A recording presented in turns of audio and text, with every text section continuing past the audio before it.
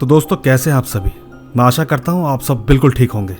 दोस्तों आज की कहानियां बहुत इंटरेस्टिंग हैं। इसी तरह कहानियां सुनने और मुझे भेजने के लिए आप मुझे इंस्टाग्राम पर मैसेज कर सकते हैं। मेरी आईडी है महेश आर्या यूट्यूबर। दोस्तों ये वो कहानियां हैं जो हर शहर, गली कूचे, जगह जगहों से मेरे पास आती हैं। आपको इन कहानियों के साथ साथ सीख भी जरूर लेनी चाहिए।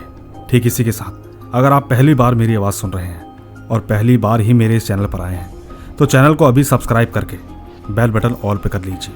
बाकी बिना देरी किए जल्दी से अपने अपने हेडफोन लगाएं और शुरू हो जाए मेरे यानी महेश के साथ।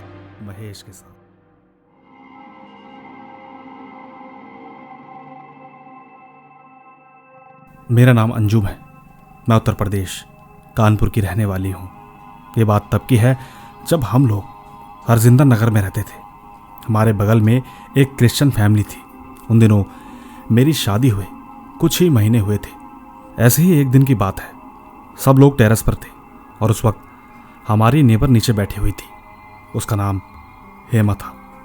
उसने हमारी तरफ देखा और कहा कि तुम कैसी हो। मैंने कहा मैं बिल्कुल ठीक हूँ। हमारे बीच कुछ बातें हुई और वो रात ऐसे ही कट गई। लेकिन दोस्तों 4-5 दिन के बाद अचानक उसके घर के अंदर से रोने की आवाज़ आई। आवाज़ बहुत ज़्यादा भयंकर थी। सुनकर ऐसा लग रहा था कि ज़रूर कुछ ना कुछ तो हुआ है। जब हम सब लोग उसके घर पर गए तो उसकी बेटी ने बताया कि उसकी माँ की डेथ हो गई है। जब हमने पूछा कि क्या हुआ था तो उसकी बेटी ने बताया कि माँ के सर में दर्द हुआ था। उन्होंने खाली पेट दवाई खाई थी। हॉस्पिटल जाते टाइम ही वो अचानक से चल बसी। दोस्तों काफ़ी देर तक रुकने के बाद हम सब वापस अपने घर पर आ गए। सुबह होते ही उनकी डेड बॉडी उनके आंगन में पड़ी थी। उनका क्रियाक्रम आंगन में ही हो रहा था। साथ के साथ कफिन भी आ गया था।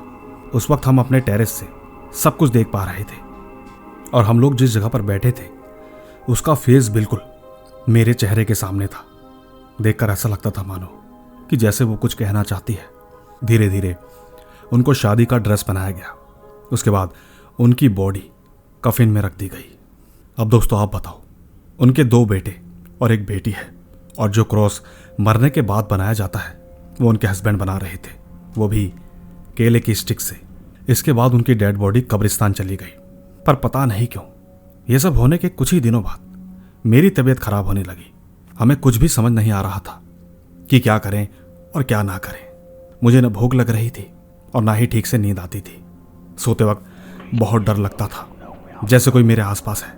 2-4 दिन यूं ही बीते और मुझे इसी तरह से लगता रहा। कई बार अकेले रहो तो लगता था कि जैसे कोई मेरे कानों में फूंक मारता है। सच कहूं तो मुझे बिल्कुल समझ नहीं आ रहा था कि आखिर ये मेरे साथ हो क्या रहा है। इसी तरह एक दिन की बात है, मैं वॉशरूम में नहाने गई थी। तभी अचानक मेरे कानों पर आवाज़ पड़ी। ऐसा लगा कि कोई कह रहा है कि अब तुम नहीं बचोगी। मैंने जल्दी से कपड़े पहने और मैं सीधा जेठानी के कमरे में भागी। जेठानी ने मेरे हस्बैंड से कहा कि अरे इसको किसी को दिखाओ, इन सब बातों को इग्नोर करने से कुछ नहीं होगा। इसके बाद मैं अगले दिन अपनी बहन के घर गई। मेरे बहन के हस्बैंड ने देरी नहीं की और वो जल्दी से हाफिज़ को लेकर आए। उन्होंने हमें पानी पड़कर दिया, साथ के साथ उन्होंने तेल भी पड़कर दिया।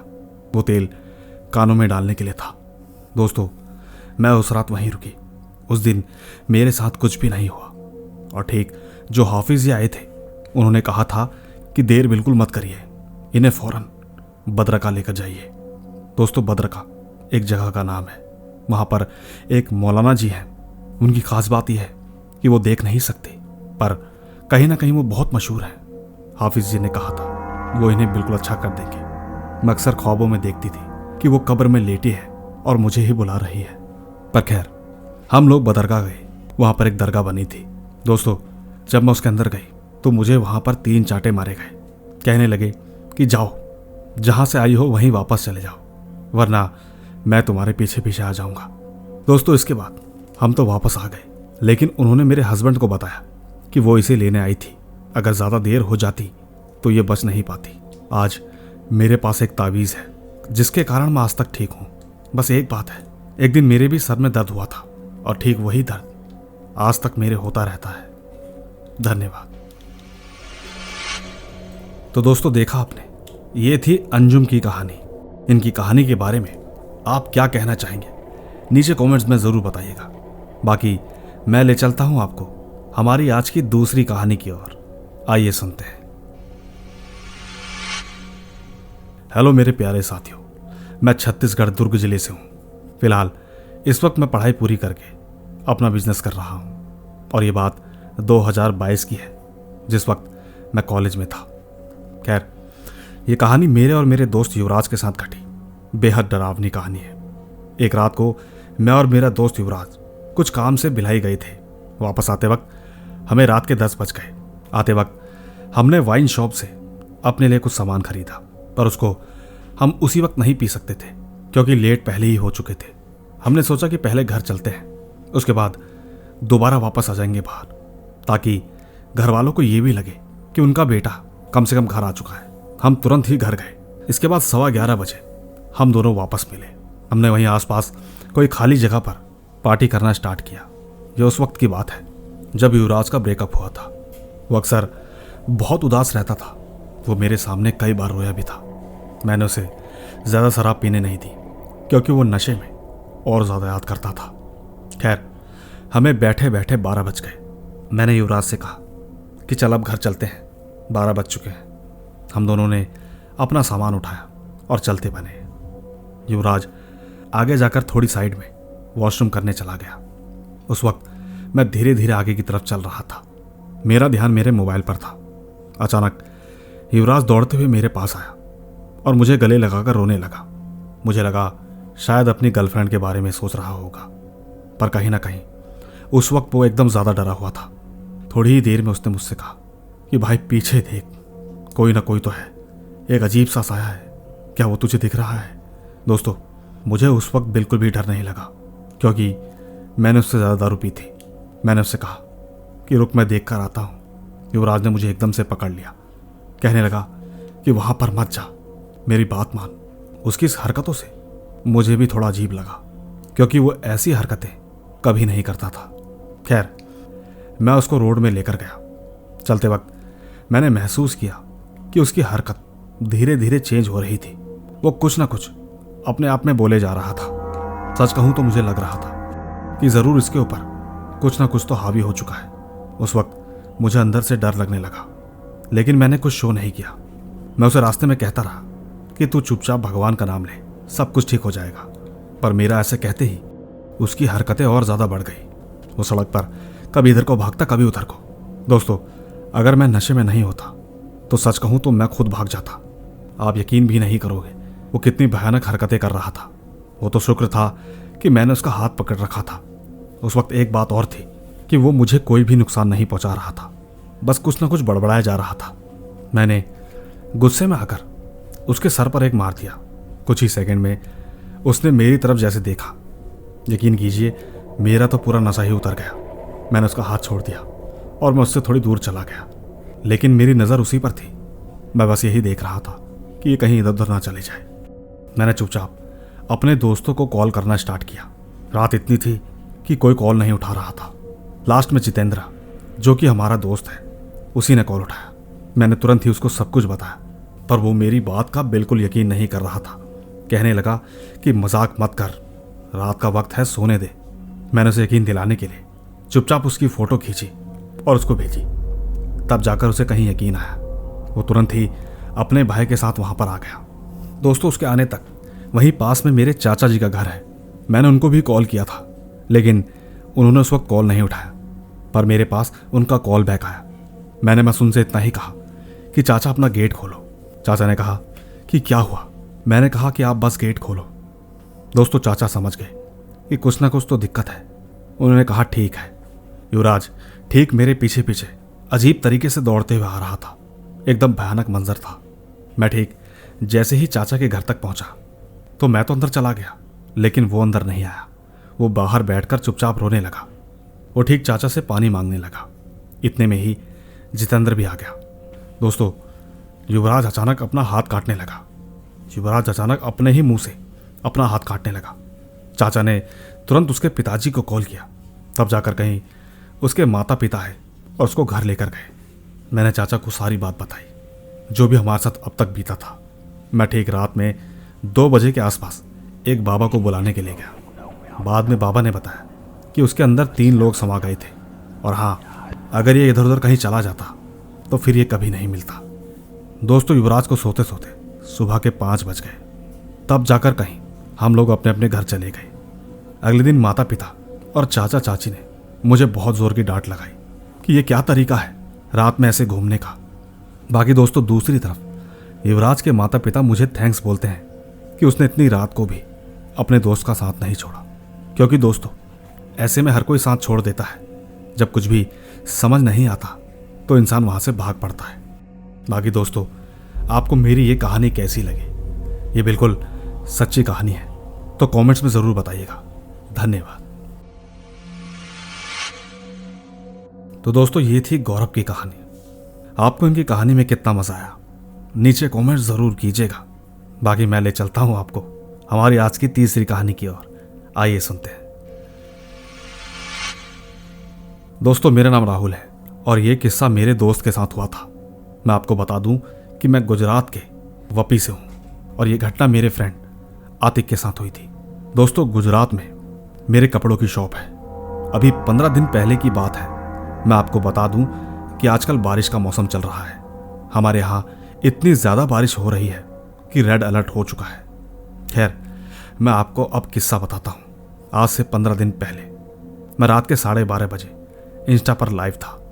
उस वक्त मैं कंतल गया था और रात को 12:30 बजे ही अपने घर जाने के लिए निकला।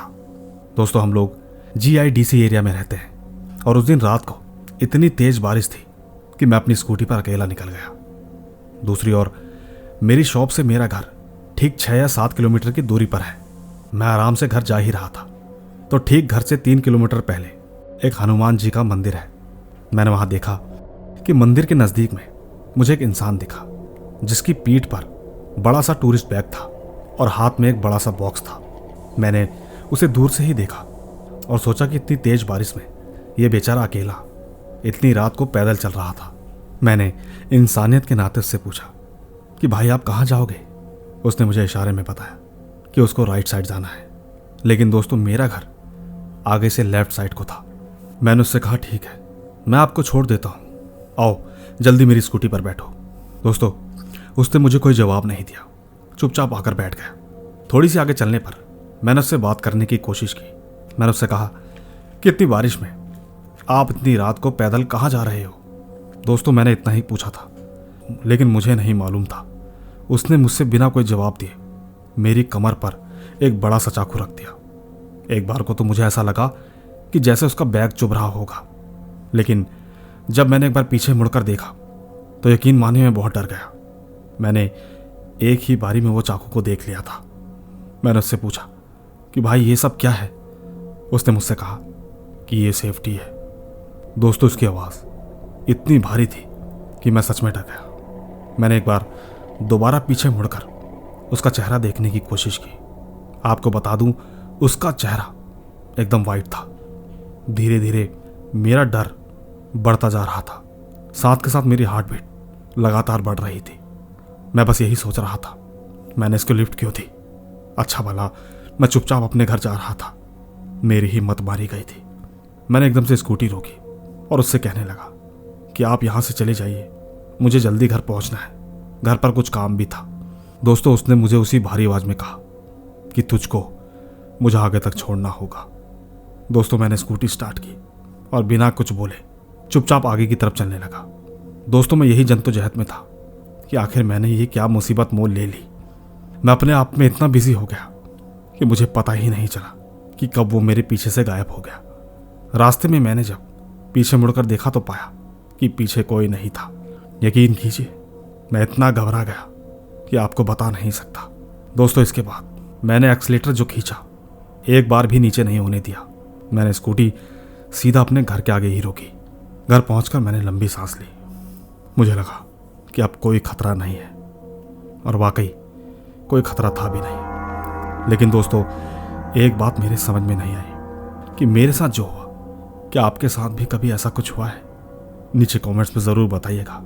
मैं इस बात का जवाब आप सबसे चाहता हूं। धन्यवाद।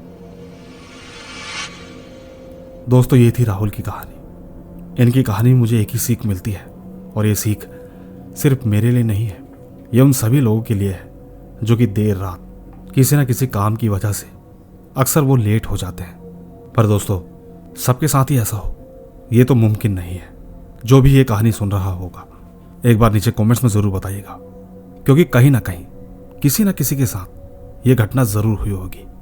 बाकी मैं ले चलता हूँ आपको अगली कहानी की ओर। आइए सुनते हैं। दोस्तों, मेरा नाम सबाया है। मैं सर की स्टोरी काफ़ी साल से सुन रही हूँ। मुझे इनकी स्टोरी बेहद पसंद आती है, इसीलिए मैं भी आपके साथ एक रियल स्टोरी शेयर करना चाहती हूँ। ये कहानी मेरी माँ की है। जब मैं बहुत छोटी थी, मेरा गांव लखनऊ से 40 किलोमीटर के डिस्टेंस अतरूली में पड़ता है, और ठीक ये बात रात की है, जब मेरी माँ मेरी दादी से बात करके वापस अपने घर आ रही थी। आप सभी को बता दूं कि हमारा घर थोड़ी ऊंचाई में है, और ठीक हमारे घर के सामने एक बड़ा सा तालाब है जिसमें बड़े बड़े 2 इमली के पेड़ हैं। खैर, दादी का घर नीचे ही है, और ठीक हमारे घर के पीछे एक घर है।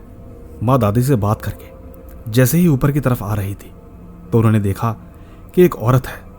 माँ को ऐसा लगा कि उनके ही पड़ोस की औरत है, जिसको हम लोग बड़ी अम्मा बोलते हैं। माँ ने उन्हें 2 बार आवाज़ दी, लेकिन उन्होंने बिल्कुल भी नहीं सुना। पर मेरी माँ बिल्कुल रुकी नहीं, वो चलते चलते घर के अंदर आ गई। इसके बाद सुबह होते ही जब माँ ने उनसे पूछा कि आप इतनी रात को बाहर क्या कर रही थी, तो यकीन मानिए उन्होंने साफ साफ मना कर दिया। दोस्तों, उनका मना करना और दूसरी तरफ माँ की तबीयत खराब होना, ये सब कुछ एकदम अचानक से हुआ। उस वक्त माँ को न जाने कितने इंजेक्शन लगते थे। धीरे धीरे वो बहुत बीमार रहने लगी थी। साथ ही मेरे पिताजी इन सब बातों पर बिल्कुल विश्वास नहीं करते थे। समय बीतता जा रहा था, माँ की हालत खराब होती जा रही थी। ऐसे में किसी ने कहा कि हमारे गांव से दूर एक गांव है जिसका नाम है कटका, तुम्हें वहां जाना चाहिए। वहां हनुमान जी का बहुत बड़ा मंदिर है। यकीनन तुम्हें वहां जाने के बाद बहुत आराम मिलेगा। दोस्तों, फिर क्या था, हम लोग वहां पहुंचे। वहां पर हमें कुछ जल और मंत्र बोलने को कहे गए। सिर्फ उसी के कारण धीरे धीरे मेरी माँ ठीक हो गई। बाकी पूछने पर उन्होंने बस इतना ही बताया कि वो एक बुरी आत्मा थी, और कुछ भी नहीं कहा। साथ के साथ दोस्तों, आपको एक बात बता दूं, ये कहानी मेरे खुद के घर की है, और मैं ये ट्राई करके देखना चाहती थी कि मेरी कहानी कितनी जल्दी आती है। इसी के साथ आपको ये भी बता दूं कि मेरे पास और भी रियल स्टोरीज हैं। मैं बस इस कहानी के जल्दी आने का वेट कर रही हूँ। बाकी मैं जल्द ही सर को और कहानियाँ भेजूंगी। धन्यवाद। दोस्तों, देखा आपने, ये थी सबाया मिश्रा की कहानी। इनकी कहानी के साथ साथ हमारी आज की कहानी आपको कैसी लगी, नीचे कमेंट ज़रूर कीजिएगा, क्योंकि कमेंट्स में मैं आपका हमेशा इंतज़ार करता हूँ। बस आप यूं ही साथ बनाए रखें। मैं जल्द ही मिलूंगा आपको इसी तरह की रोमांच भरी रहस्यमयी कहानियों के साथ। बस तब तक आप अपना और अपने परिवार का ख्याल रखें। चलता हूँ। Bye bye.